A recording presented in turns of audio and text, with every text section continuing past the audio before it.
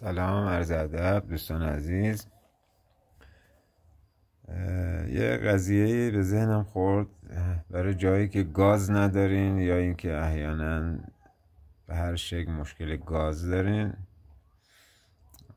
سیستم نفت اگه مشکلی نداشته باشین، نفتی خیلی قشنگه. کل این تأسیسات مشعل و اینا همه رو بر میدارین. این حالا زیاد مشکلی نداره، بوده نبودش میتونیم بردارین، یه دونه در پوش بذارین جاش. اینو کامل بر میدارین، اینم بر میدارین، 3 تا پیچ داره.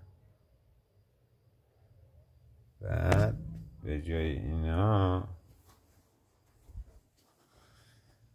یه دونه از اینا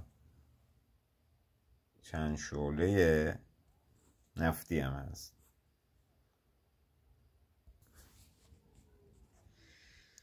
من دارم استفاده میکنم.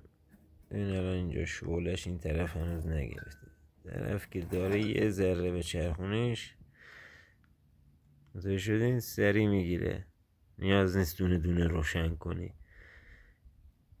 اینا فکر میکنم 9 تا پلته داره.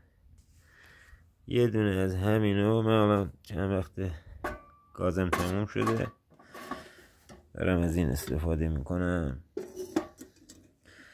دیگه نمیشه هر لحظه آتیش روشن کرده و این داستانا.